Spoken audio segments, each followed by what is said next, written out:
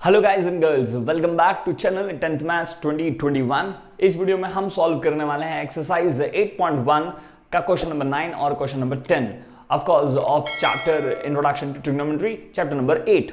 चलिए, जो question number 9 है, it is given as in triangle ABC right angled at B. Right angle triangle यहां पर दिया हुआ है और इसमें हमें कहा गया है ये एबीसी में जो राइट एंगल है that is angle B which is of course of 90 degree. साथ ही साथ जो गिवन है that is available as 10a is equals to 1/√3। a के करस्पॉन्डिंग 10a का रेशियो दिया हुआ है, एंगल a के करस्पॉन्डिंग 10a का रेशियो दिया हुआ है that is 1/√3 and we need to calculate as there are two parts. First we need to find the value of sin a multiplied by cos c plus cos a multiplied by sin c। जी हाँ, जो यहां पर जो हमें 10a का value दिया हुआ है, इस 10a की वैल्यू से हम लोग पहले कैलकुलेट करने वाले हैं sin a, cos c, cos a और sin c, और ये कैलकुलेशन हो जाने के बाद सिर्फ वैल्यूज सब्स्टिट्यूट होने वाली है। सिंपल मल्टीप्लिकेशन एंड एडिशन से हमारा आंसर आ जाने वाला है। चलिए, जो दिया है उससे स्टार्ट करते हैं। We got as 10a is equals to 1/√3। 10 हम जानते हैं 10 हमारे लिए रेशियो होता है परपेंडिकुलर अपॉन बेस का। So 10a is equals to perpendicular upon base. यहां पर जब आप a एंगल के करस्पॉन्डिंग परपेंडिकुलर ढूंढेंगे, सो एंगल a के करस्पॉन्डिंग हमारा परपेंडिकुलर बनेगा BC। जी हां, और जो साइड AB होगा वो बनेगा बेस, और एज यूजुअल हमारा हाइपोटेनियस होगा AC। जी, परपेंडिकुलर के लिए हम लोग यहां पर CB या BC यूज करेंगे, और बेस के लिए हम यहां पर यूज करने वाले हैं AB, और इन्हीं दो साइड्स का रेशियो इस राइट एंगल ट्रायंगल में एंगल A के करस्पॉन्डिंग गिवन है दैट इज 1/√3। जी हाँ, और जब BC और AB का रेशियो 1/√3 दिया है तो हम BC ले सकते हैं हमेशा की तरह 1 × K, इसे हम K भी लिख सकते हैं इक्वल्स टू K, और इसके अलावा जो A भी हम लोग यूज करने वाले हैं दैट इज √3K। जी, और इन दो वैल्यूज के हेल्प से we will be calculating the AC। So using Pythagoras theorem in triangle ABC will going to give you AC square. AC square है हमारे लिए हाइपोटेनियस का स्क्वायर, इसके बाद परपेंडिकुलर BC का स्क्वायर प्लस बेस AB का square. जो sides हमें दी हैं that is BC is equals to K, यहां पर होगा इसका स्क्वायर, और AB की जगह पर हम लोग लिखने वाले हैं √3K होल स्क्वायर, और ये जो वैल्यू है that will be equals to AC square.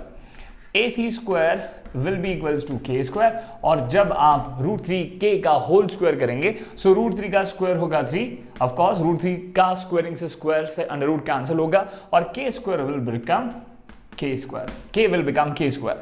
Now AC square will be is equals to K square, and 3K square will be producing 4K square, and for AC we can get this equals to 2K। जब आप दोनों side का under root लेंगे हमेशा की तरह, तो you will be getting AC is equals to 2K। Now this hypotenuse AC is also found as 2K। Now जब कैलकुलेशन स्टार्ट होगी sin A, sin C, cos C का वैल्यू आप निकालेंगे, तो you need to be careful कि अभी जो हम लोगों ने कैलकुलेशन की है इससे हमें तीनों साइड्स की वैल्यूज पता हैं, हमें बेस भी पता है, हमें परपेंडिकुलर भी पता है। This is equals to K and this is equals to √3K। जी हाँ, और इससे हम पहले निकालने वाले हैं sin A, cos C, cos A और sin C की वैल्यूज, और फिर हम यहां पर वो करने वाले हैं सब्स्टिट्यूट। अगर आप sin A की बात करेंगे तो A साइन जो रेशियो है that is perpendicular upon hypotenuse, और A के अकॉर्डिंग जो हमारा परपेंडिकुलर है, ध्यान से देखिए जरा, A के अकॉर्डिंग जो हमारा perpendicular that is BC upon hypotenuse is AC। जी, परपेंडिकुलर BC का वैल्यू अवेलेबल है दैट इज K, और AC का वैल्यू हमने अभी निकाला है दैट इज 2K, और जब आप K से 1 कैंसिल करेंगे, so you will be getting 1/2। इसी तरह से अगर A एंगल के साथ एक और रेशियो की बात करें, so that would be cos A, और cos A हमारे लिए होगा बेस अपॉन हाइपोटेनियस। बेस होगा हमारे लिए यहां पर गिवन ट्रायंगल में AB according to angle A, base होगा AB, और अपॉन में आएगा AC as it is. AB की जगह पर हम लोगों के पास वैल्यू है √3K, AC is same as above 2k. This k get cancelled with k and you will be getting root 3 by 2. Now as if we got sin A and cos A. Now the remaining part cos C and sin C is also required to be found, मगर उसके लिए छोटा सा change होगा. अब हमारे लिए जो एंगल A है वो हट जाएगा और हम बात करने वाले हैं एंगल C की. मगर अब जब ये एंगल C होगा तो एंगल C के सामने वाला ये बेस बनेगा हमारे लिए परपेंडिकुलर. क्या इसके लिए वैल्यू भी चेंज होगी? सो लेंथ चेंज होने वाली नहीं है, सिर्फ understanding of side A B will be changing. Base की जगह उसे इंटरप्रीट करेंगे हम लोग परपेंडिकुलर के लिए जैसा, और इसके साथ में जो जुड़ा हुआ साइड है that would be becoming your base. Now hypotenuse will remain same. अगर यही साइन ए और कॉस ए की जगह अब जब सी अज्यूम हो जाएगा, so we need to calculate sine C. Sine C will be ratio same है P by H, perpendicular hypotenuse, but as the perpendicular has been changed, it has become AB. हमारे लिए perpendicular हो गया है AB. Hypotenuse AC. AB is given as root 3k और AC is given as 2k. So k से k cancel होने के बाद यहाँ मिलेगा root 3 by 2. Great. इसके बाद इसी साइन सी के जैसा हमारे पास कॉस का रेशियो है एंगल सी के हिसाब से, और एंगल सी के हिसाब से बेस और हाइपोटेन्यूस होगी हमारे लिए. अब जो हमारा बेस है दैट इज BC, और जो हमारा हाइपोटेन्यूस है that we got as AC. Now base BC की जगह पर हमारे पास है लिखा हुआ K और AC की जगह पर हमारे पास लिखा हुआ 2K. ये K कैंसिल हो जाने के बाद हमें मिलने वाला है यहां पर भी 1/2. जी हाँ. सो वॉट एवर रेशोज, जो भी रेशोज आपको निकालने थे एंगल A के करस्पॉन्डिंग एंगल C के करस्पॉन्डिंग, ये हम लोग निकाल चुके हैं. सिर्फ अब ये वैल्यूज निकालने के बाद हमें इस गिवन रिक्वायर्ड स्टेटमेंट में पुट कर देना है, कैलकुलेशन कर देना है and will get the value. Okay जी हाँ. सो वैल्यू पुट अप करेंगे. साइन A की जगह पर हम लोग लिखने वाले हैं 1/2. साइन A की जगह हमारे पास मिलेगा 1/2. फिर उसके बाद cos C, be careful, it should not be cos A's value, it should be of course cos C value, और ये 1/2 हम लोग लिखने वाले हैं यहाँ पे.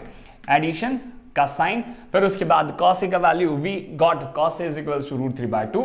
We put root 3/2 and then we have another value is sin C. Sin C is given as root 3/2. Again root 3/2. Fine.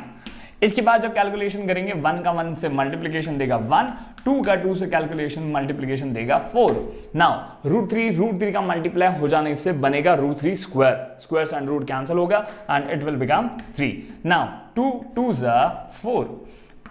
As we need to add 1/4 plus 3/4, so LCM भी लिया जा सकता है, मगर चूंकि बेस जहां डिनोमिनेटर में value equal है, सो हमें LCM की भी जरूरत नहीं है. सिर्फ LCM की जगह पर 4 लिखेंगे और ऊपर सम करेंगे 1 + 3, सो इट विल बिकम 4/4. 4 से 4 कैंसिल होने आने वाला है and will get the value as the answer 1. So sin A cos C plus cos sin C में जब आप लोगों ने वैल्यूज पुट अप करी, एडिशन मल्टीप्लिकेशन परफॉर्म किया and we got this value as 1. Okay, then in second part we got cos A into cos C minus sin A sin C. सब कुछ वैसा का वैसा ही है जो हमारे पास दिया हुआ था. उस दिए हुए 10A is equals to 1/3 से जो हम लोगों ने हमारे राइट एंगल ट्रायंगल की साइड्स निकाली थी वो बिल्कुल वैसे की वैसी रहेंगी, और साथ ही साथ जो हम लोगों को रिक्वायर्ड रेशोज हैं वो यहाँ पर पहले से अवेलेबल हैं, बस उनका जो सब्स्टिट्यूशन करना है वो कुछ अलग तरीके से है. Second part cos A into cos C minus sin A into sin C. यहाँ पर वैल्यू पुट अप करेंगे इन चारों वैल्यू में से and you can see this cos A is equals to root 3/2. Then we'll be having cos C. This cos C is equals to 1/2. Will be giving you 1/2. And now instead of addition we got minus here. फिर उसके बाद sin A का value will be having 1/2. This is 1/2 into जो sin C है that sin C is root 3/2. So we got this root 3/2. Now पहले multiplication करें. Root 3 1s are root 3 and this is 2 2s are 4 minus 1 into root 3 will again be giving you root 3 and denominator में 2 into 2 होगा 4. Now root 3/4 minus root 3/4 will be giving you 0. So finally the second part of 9th question is also resolved and we got the answer as 0. चलिए pause करके note down करिए and then we'll be starting question number 10. Okay, तो ये रहा question number 10। In question number 10 we got now triangle PQR जो right angle triangle है और right angle दिया हुआ है हमारे लिए एंगल Q पर। So we drawn this right angle triangle PQR, और ये जो PQR हम लोगों ने लिया है इसमें हमने एंगल P, एंगल Q और R में एंगल Q को बोला है right angle, that is 90 degree. और इसके बाद हमें दिया हुआ है, बहुत इंपॉर्टेंट है, now there is the addition of two sides, ये length of additions of two sides PR जो यहां पे दिखाई दे रहा है, दिस इज PR, और उसके बाद इसमें हमने एडिशन किया है QR का, दिस इज RQ और QR, और ये हमारे लिए अवेलेबल है 25 centimetre, not a single side. PR नहीं है ये, QR नहीं है ये, इन दोनों का एडिशन करके हमारे पास अवेलेबल है P to R and R to Q, ये दो साइड्स का लेंथ का सम हमें दिया हुआ है 25 centimetre. Let's see what to be done with this. मगर उसके बाद हमारे पास एक और चीज अवेलेबल है, that is PQ equals to 5 centimetre. So we have written this, that is PQ equals to 5 centimetre. जी, इसके बाद जो हमें डिटरमाइन करना है that is value of sin P, cos P और tan P, तीन रेशोज, तीन trigonometric ratios with the help of angle P। तो एंगल P ये वाला है, इस एंगल P के हिसाब से हमारे लिए ये साइड बनने वाला है परपेंडिकुलर। जो साइड PQ है that will behave as base and remain as hypotenuse. Okay, मगर अगर आपको sin P कैलकुलेट करना है या cos P कैलकुलेट करना है, अगर tan P कैलकुलेट करना है, तो अभी तो सिर्फ एक ही साइड अवेलेबल है और बाकी दोनों साइड्स का कंबाइंड लेंथ अवेलेबल है। हमें चाहिए पड़ेगा इंडिविजुअल लेंथ। जब ये हाइपोटेनियस और जो हमारा बेस है, ये वाला जो हाइपोटेनियस और परपेंडिकुलर है, जी हाँ, हाइपोटेनियस और परपेंडिकुलर है, इनकी जब तक हमें इंडिविजुअल लेंथ नहीं मिल जाते तब तक हम लोग ना साइन कैलकुलेट कर पाएंगे, ना कॉस, ना ही टेन। तो सबसे पहले हमारा रिक्वायरमेंट है how to get this PQ and RQ। चलिए, सो ये रहा सॉल्यूशन क्वेश्चन नंबर 10 का। सबसे पहले हम लोग एक काम करते हैं, हमें जो दिया है PR plus QR is equals to 25 centimetre. Now हम एक छोटा सा काम करते हैं कि कोई भी एक साइड, चाहे तो आप PR को ले लीजिए, चाहे तो आप आपका परपेंडिकुलर RQ को ले लीजिए। सो आई हैव टेकन, मैंने माना दैट परपेंडिकुलर जो हमारा है दैट इज से x सेंटीमीटर। लेट RQ और QR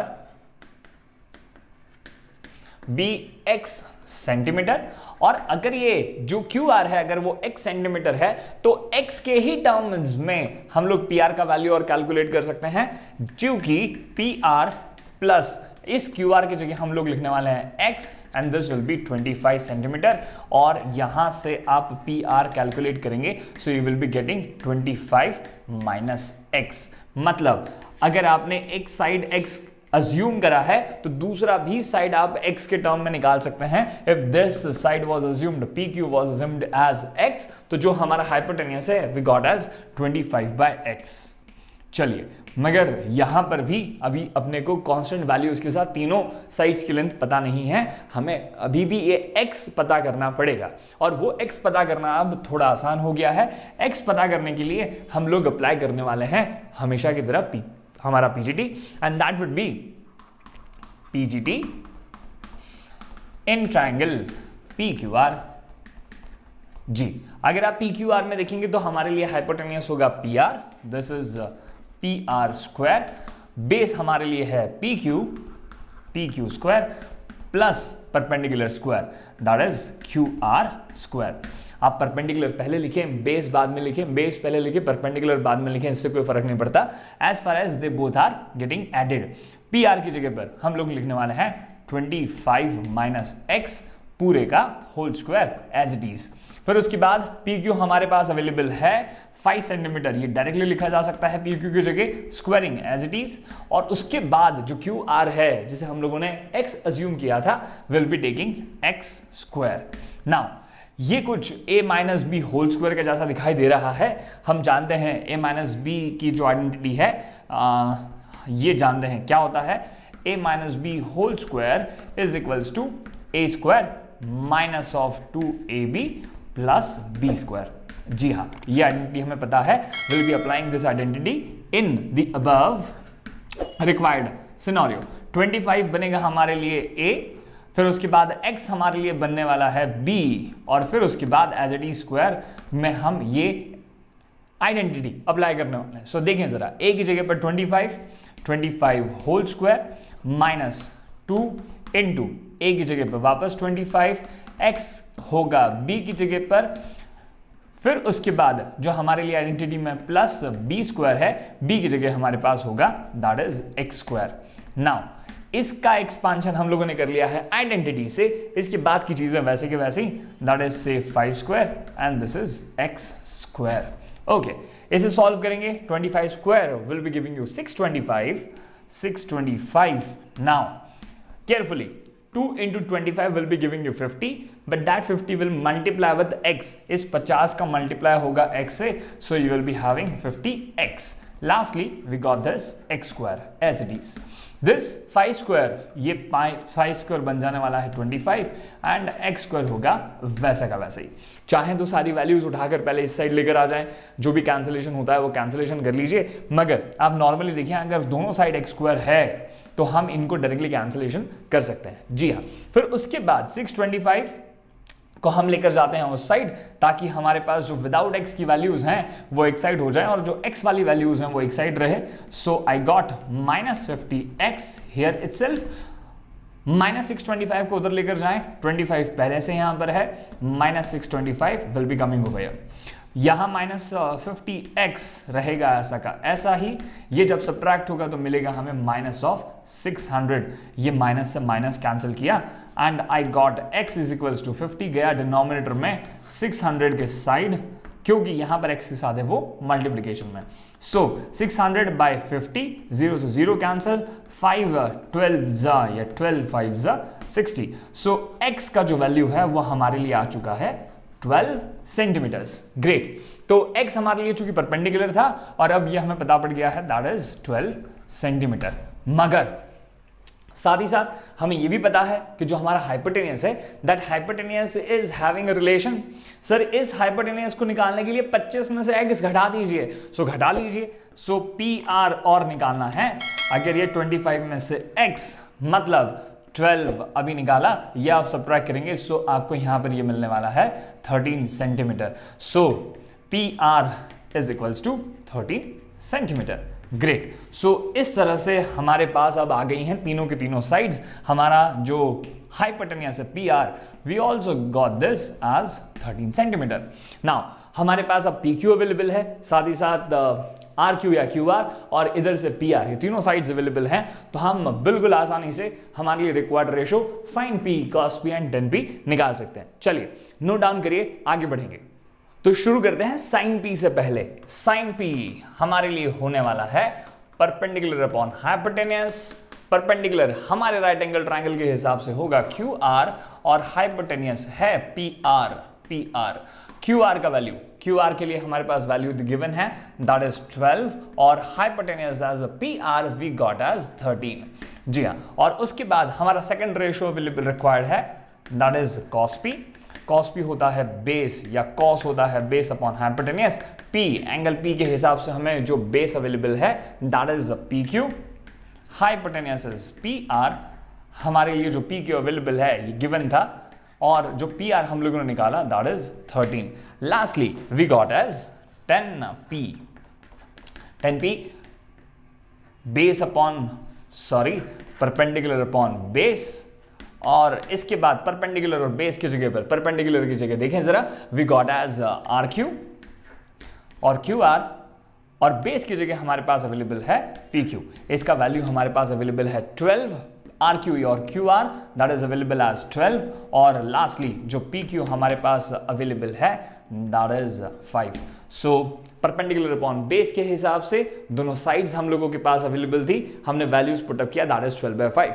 so finally we got the answer as well for both all sin P, cos P and tan P।